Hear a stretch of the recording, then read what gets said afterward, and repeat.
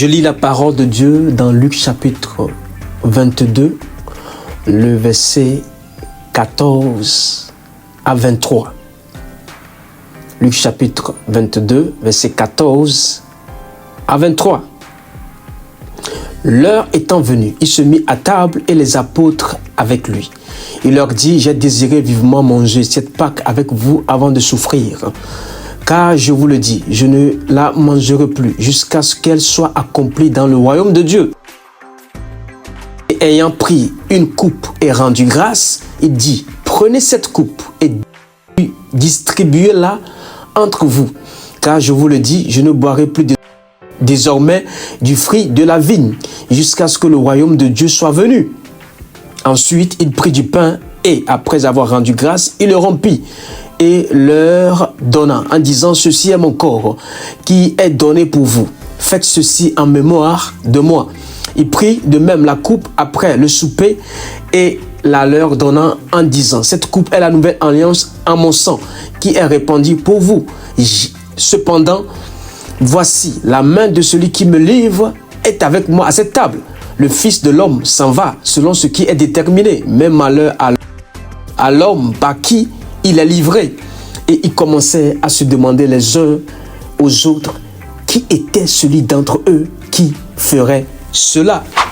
Gloire à Dieu, nous vous saluons dans le beau et précieux nom de notre Seigneur Jésus-Christ de Nazareth. C'est un réel plaisir de partager avec vous des messages avec les mystères de Christ. Nous sommes encore dans un mystère de Christ qui est la Sainte Seine. La Sainte Seine, c'est un acte profond, précieux que Jésus-Christ nous a recommandé de le faire en sa mémoire.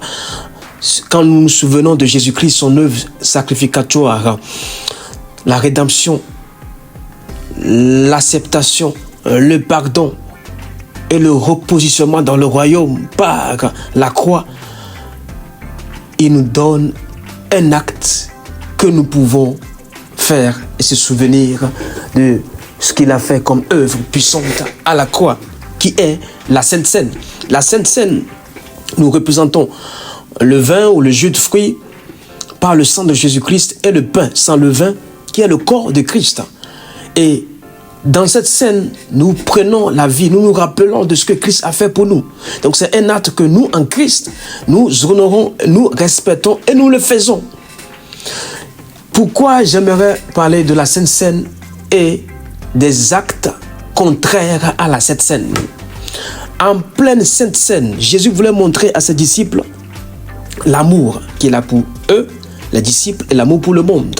Il a dit que je verserai mon sang. Mais avant que je verse le sang, je vais vous prouver que je vous aime et que vous pouvez vous repentir même lors de la Sainte Seine.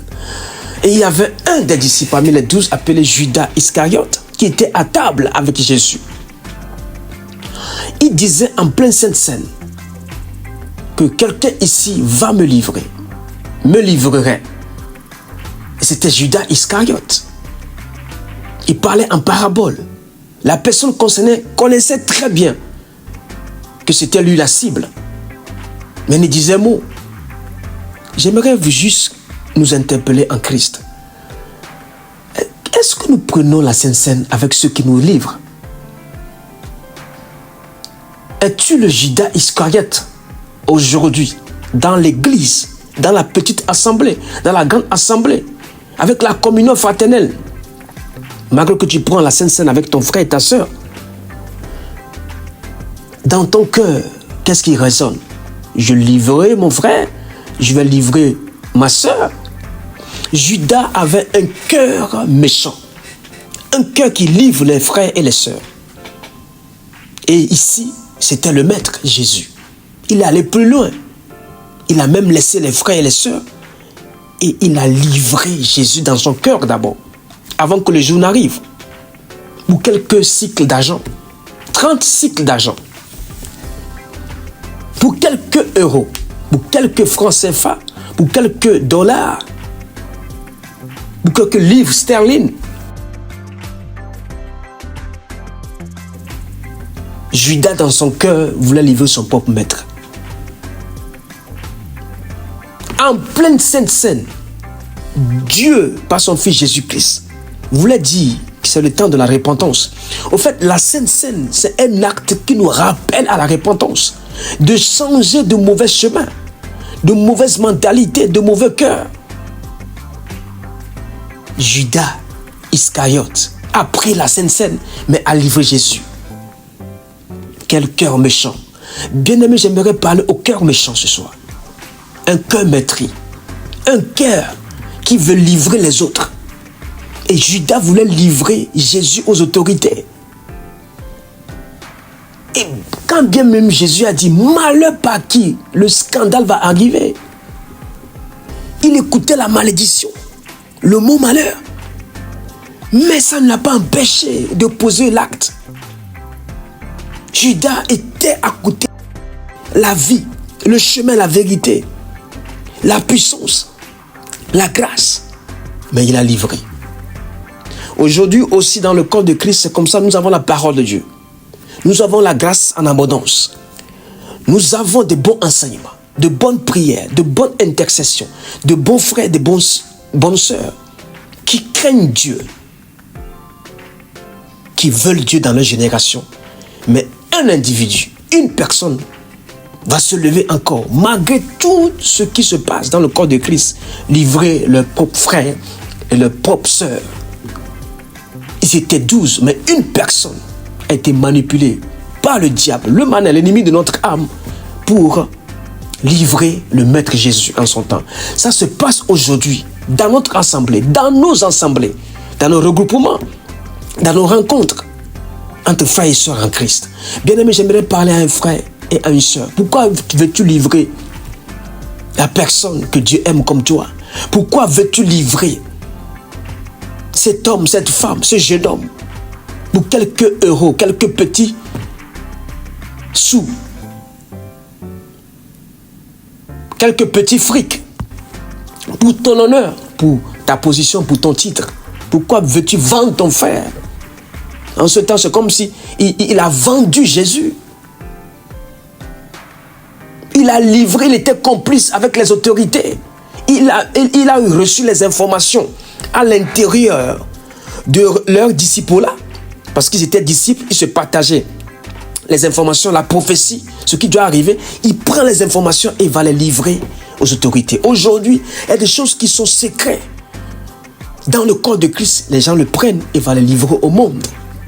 Pour qu'on puisse dépouiller l'église, dépouiller le corps de Christ, tuer la vie spirituelle, casser les principes de Dieu. Les gens le font pour quelques euros. La méchanceté, bien-aimé, la méchanceté du cœur.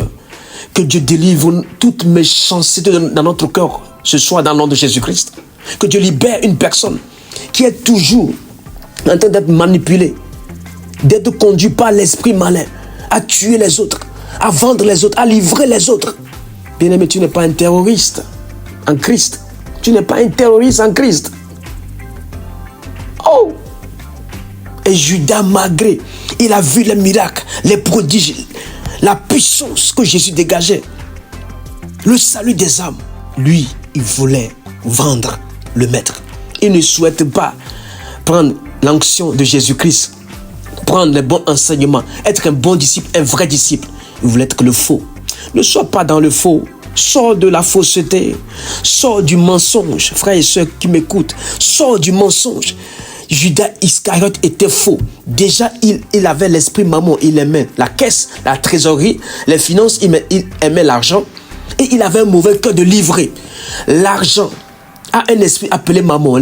Mammon peut te pousser à livrer les autres. Mammon peut te pousser à vendre les autres.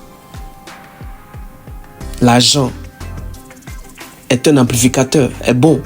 Mais l'amour excessif de l'argent est dangereux. L'amour excessif de l'argent est la racine de tous les maux. Regarde ce qu'il a créé. En pleine Sainte Seine, il a créé du chaos. Jésus, quand même, savait qui devait le livrer. Mais il a laissé le temps de se repentir. Aujourd'hui, Dieu nous laisse le temps de se repentir. Malgré nos erreurs, nos péchés, nos iniquités, notre rébellion, notre endurcissement de notre cœur, il nous laisse le temps Il a laissé le temps à Judas de se repentir. Parce que seul le sang de Jésus-Christ peut laver nos péchés, nous ramener au Père, changer notre cœur. Seul le sang de Jésus-Christ, le corps de Christ a tout payé. Il a été frappé, humilié pour nous. Mais malgré ça, Judas comprenait la révélation. Il comprenait les mystères de Christ, mais il ne voulait pas. Bien-aimés, les messages seront prêchés. L'évangile sera propagé dans le monde entier. Mais est-ce que tu veux cet évangile, la vérité, et qui montre le chemin et qui donne la vie? Judas ne voulait pas. Il ne voulait pas.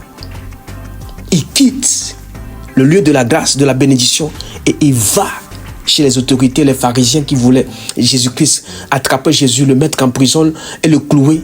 Il préfère ce groupe, ce clan, que le disciple-là. Reste dans le disciple-là, s'il te plaît, toi qui m'écoutes. Reste dans le ministère. Ne change pas le ministère. Ne change pas le don, l'appel, la grâce qui est sur ta vie, ce service que tu rends au Père contre l'argent. Contre l'argent. Il a vendu la grâce contre l'argent. Oh Judas, qu'est-ce qui s'est passé? C'est-à-dire, il a été manipulé par la pensée de l'ennemi. Le diable est venu s'asseoir en lui pour le pousser à poser des actes contraires à la parole de Dieu. Attention, le diable peut utiliser une personne en crise pour détruire, pour mal faire, pour déconstruire. Le diable peut utiliser une personne pour déconstruire, pour changer la donne, les vraies bénédictions en mauvaises bénédictions. Créer du chagrin, la tristesse, la déception. Judas nous a déçus dans le disciple-là. Es-tu le Judas qui veut nous décevoir? Es-tu la Judas qui veut nous décevoir? Reviens à l'Éternel. Reprends les bonnes bases de disciple-là. Restez ferme, intègre, fidèle, loyal au maître. Il n'a pas été. Il a préféré prendre son chemin, le chemin de la perdition. Et Judas n'avait pas honte de salir l'image du disciple-là, de salir l'image de Christ. Regarde, tu sais qu'on va attraper ton maître, mais tu es venu avec un simple baiser. Un simple baiser. Jésus même a dit, mais Judas, tu me livres avec un simple baiser. Il a fait semblant d'aimer Jésus. Bien-aimés, ne faisons pas semblant d'aimer le Christ, d'aimer Dieu. C'est très dangereux de faire semblant, de faire l'hypocrite qui aime Dieu. Il est venu, il a embrassé Jésus-Christ, croyant qu'il est venu le saluer, mais c'était un acte pour livrer Jésus-Christ. Ils ont toujours un signe, ils ont toujours un acte qu'ils posent. C'est soi-disant Judas Iscariote en Christ. Bien-aimés, repentons-nous. C'est pourquoi Jésus a prêché la repentance. Le royaume des cieux commence par la repentance. Repentons-nous. Il y a à la fin des temps que nous traversons, beaucoup vont livrer les frères et les sœurs. Ils vont livrer l'évangile. Ils vont falsifier l'évangile. Ils vont transformer la vérité de l'évangile. C'est parce que Jésus est la parole. Dieu est la parole. Ils vont intégrer d'autres doctrines diaboliques dans la vérité. Et beaucoup seront séduites. Beaucoup seront séduites. Ils vont séduire beaucoup. Au travers de la vérité, ils vont passer par la vérité, mais livrer les gens au diable. Livrer les gens sur le couloir de l'enfer, dans le couloir de l'enfer. Faisons attention. Faisons attention aux Judas Iscariotes actuels qui sont dans le corps, dans la bergerie. Ils étudient bien la Bible, ils connaissent tout. Tout sur la Bible, sur la parole de Dieu. Les profondeurs des Écritures, ils l'ont. Mais ils n'ont pas le cœur des Écritures. Ils n'ont pas le cœur de Dieu. C'est pourquoi Dieu cherche toujours l'homme selon son cœur. Dieu regarde toujours au cœur d'abord. Ils sondent les cœurs. Je lis une portion des Écritures dans Jean chapitre 6, le verset 52 à 66. Là-dessus, les Juifs disputaient entre eux disant, « Comment peut-il nous donner sa chair à manger ?» Jésus leur dit, en vérité, je vous le dis, si vous ne mangez la chair du Fils de l'homme et si vous ne buvez son sang, vous n'avez point la vie en vous-même. Celui qui mange ma chair et qui boit mon sang a la vie éternelle et je le ressusciterai au dernier jour, car ma chair est vraiment une nourriture et mon sang est vraiment un breuvage. Celui qui mange ma chair et qui boit mon sang demeure en moi et je demeure en lui, comme le Père qui est vivant m'a envoyé et que je vis par le Père, ainsi celui qui me mange vivra par moi. C'est ici le pain qui est descendu du ciel. Il n'en est pas comme de vos pères qui ont mangé la manne et qui sont morts. Celui qui mange ce pain vivra éternellement. Verset 59, Jésus dit ces choses dans la synagogue enseignant à Capernaum. Plusieurs de ses disciples, après l'avoir entendu dire, cette parole est dure, qui peut l'écouter? Jésus, sachant en lui-même que ses disciples murmuraient à ce sujet, leur dit, cela vous scandalise-t-il? Et si vous voyez le Fils de l'homme monter où il était auparavant, c'est l'esprit qui vivifie. La chair ne sert à rien. Les paroles que je vous ai dites sont esprit et vie. Mais il en est parmi vous quelques-uns qui ne croiraient point. Car Jésus savait dès le commencement qui étaient ceux qui ne croiraient point et qui était celui qui le livrerait.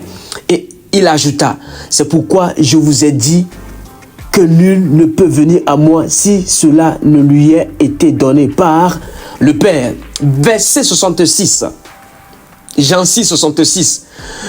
Verset 66. Dès ce moment, plusieurs de ses disciples se retirèrent et ils n'allaient plus avec lui. Waouh. Jean 6, 66.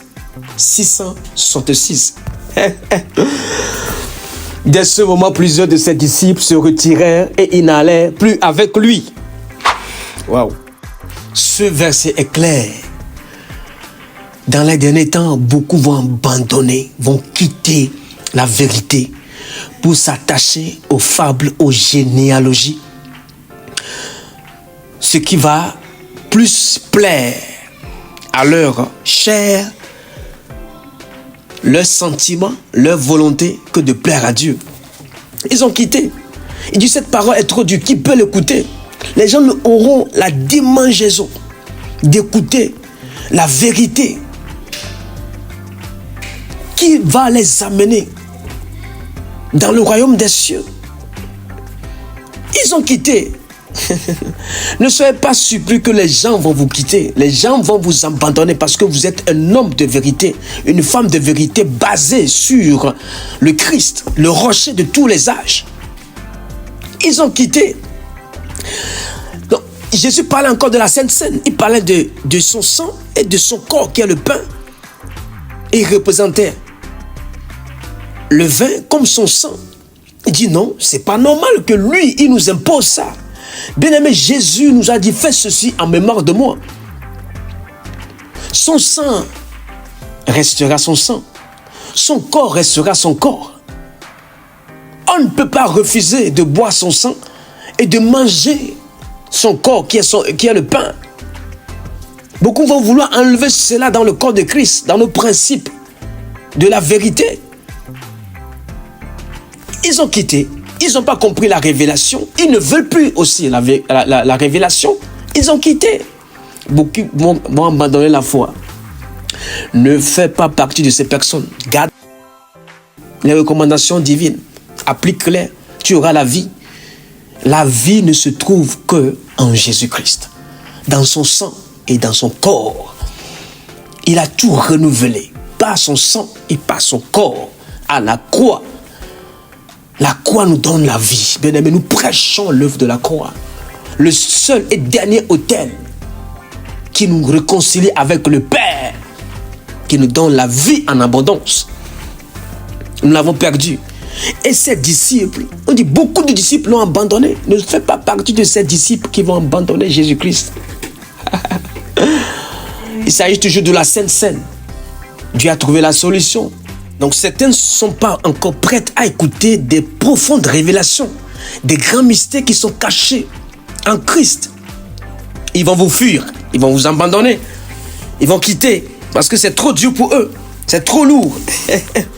Au lieu de chercher à comprendre, à fouiller dans la présence de Dieu, qu'est-ce qui est caché et que ce soit révélé, ils préfèrent plutôt abandonner. Ces disciples ont quitté ils veulent faire la part des choses. Ils aiment certaines révélations et certaines d'autres ne vont pas avec leur intérêt. Normalement, on doit tout accepter. Tout accepter du Christ. Il n'y a pas à accepter le bras du Christ et laisser la main du Christ. Non. En entier. L'évangile authentique en entier, complet. Ils ne comprenaient pas le rôle, le sens de la Sainte Seine. Ils ont quitté. Ils disent non, qu'est-ce qui nous révèle comme ça? Il y a beaucoup de révélations qui viennent, les gens ne comprennent pas. Au lieu de demander l'explication divine, d'avoir la compréhension divine, ils préfèrent quitter, esquiver ou partir. Bien-aimés, la vie en Christ est une école, appelée l'école du Saint-Esprit, l'école du Saint-Esprit, l'université divine. On prend le temps d'apprendre, on prend le temps d'acquérir, on prend le temps de recevoir, d'obtenir pour grandir. C'est ça l'école du Saint-Esprit. Il voulait les enseigner pour que les prochaines fois, à son absence, qu'ils puissent reproduire les mêmes choses. Mais ils ne voulaient pas. Sur le champ, ils ont quitté. Soyons prêts à recevoir la totalité de l'évangile. Soyons prêts à recevoir l'évangile en entier et non partiellement. La moitié, nous ne voulons pas la moitié de l'évangile, nous voulons la totalité. Notre vie en adoration doit être en totalité, en esprit et en vérité. Esprit et vérité. Pas simplement l'esprit, et laisser la vérité. La vérité, c'était Jésus-Christ. Et l'esprit, c'est qu'il devait consommer le sang. Il devait prendre le pain, le corps. Il voulait une partie de la révélation. Oh, ça ne se passe pas comme ça. Je t'invite à accepter la totalité de la révélation, la totalité de l'évangile. Lisons Galates 2, le verset 20.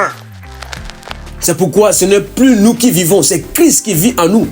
Ce n'est plus moi qui vis, c'est Christ qui vit en moi. Et si Christ vit en moi, il prend tout en charge. Ma vie, ma pensée, ma mentalité, mes actes que je pose, mes paroles, tout ce que je dis et tout ce que je ferai, tout ce que j'entreprends même à faire, mes projets, il prend tout. Laissons tout à Jésus-Christ. Même nos familles à Christ. L'église à Christ. Nos programmes à Christ. Jésus voulait tout prendre, mais eux ne voulaient pas et ils sont partis. Ne laisse pas Jésus. Ne laisse pas Jésus. S'il te plaît, ne laisse pas Jésus. Reste au pied du maître. Reste, s'il te plaît. Au son de ma voix, reste encore. Reste dans sa présence. Au nom de Jésus-Christ, ne quitte pas. Quitte pas la vérité. Comme ce jeune homme, on l'a dit, si tu veux vraiment hériter le royaume des cieux, vends tous tes biens et distribue-les aux pauvres. Il est parti. Il dit non, cette parole est trop dure, je ne peux pas supporter. Il est parti. Jésus l'a dit simplement, tu respectes les 10 commandements, les lois, mais pour hériter le royaume des cieux, vends tous tes biens et distribue-les aux pauvres. Il n'était pas prêt. Il est parti. Si tu n'es pas prêt de prendre ta croix, ça te serait difficile. Celui qui veut suivre le Christ doit prendre sa propre croix. C'était sa croix, mais il a refusé. Le jeune homme a refusé. Étant jeune, il voulait bénéficier de ses biens, de son héritage, de ses acquis, mais il ne voulait pas respecter le principe de Christ. Christ, il dit les choses pour qu'on obéisse. Sois dans l'obéissance. Reste dans l'obéissance et tu verras le royaume des cieux descendre dans ta vie, à toi, et garder le salut au nom de Jésus-Christ. Donc, retenons que même en pleine Sainte Seine, malgré que nous prenons la Sainte Seine dans nos assemblées, dans nos communautés, il y a des gens qui vont nous livrer, ils vont vouloir livrer les frères et les sœurs. Deuxième chose, retenons encore que beaucoup vont nous quitter, vont quitter le Christ, quitter la parole de Dieu pour aller dans le monde ou laisser tomber carrément la foi de Dieu. Retenons cela, que nous ne soyons pas surpris, même s'il y a 1000 prophéties ou 10 000 prophéties, 1 milliard de prophéties qui sortent, que ça ne vous surprenne pas. Ne soyez pas dans la surprise désagréable. Dieu a tout mentionné. Beaucoup vont nous abandonner en mi-chemin ou à la fin des temps. Mais toi, garde la foi, reste ferme, persévère jusqu'à la fin et tu seras sauvé. Même si tu as la grâce, persévère jusqu'à la fin et tu seras sauvé. Que Dieu vous bénisse dans le nom de Jésus-Christ. La Sainte Seine est très importante. Continuons. Je vous encourage au nom de Jésus. Amen. Nous aimerions vous donner une occasion royale de recevoir Jésus-Christ dans votre vie. Voulez-vous bien prier avec moi? Dites, Seigneur Jésus, je me répands de mes péchés. Viens dans mon cœur. Je fais de toi mon Seigneur et mon Sauveur. Et merci mon Père pour le baptême du Saint-Esprit en moi. Au nom de Jésus. Par cette simple prière, nous croyons que le Saint-Esprit vous conduit sur le chemin de la nouvelle naissance. Allez dans une église ou dans une assemblée de Christ dont le fondement est la parole de Dieu. Passez par les eaux du baptême, un baptême par immersion, et donnez à Dieu la première place. Nous espérons de tout cœur que ce message vous encouragera. Si vous connaissez une personne de votre entourage, une famille ou toute une communauté, pour qu'elle puisse être encouragée ou être relevée, n'hésitez pas à le partager. Notre vision est que ce message du Christ atteigne et touche un maximum de gens, de près comme de loin. C'est ensemble notre mission d'édifier le corps de Christ, car Jésus revient. Appuyez sur la cloche de notification et merci infiniment de nous soutenir en vous abonnant à notre chaîne. N'hésitez pas à laisser vos contributions et vos requêtes de prière dans la section des commentaires. Nous prierons pour vous. Amen et soyez abondamment bénis.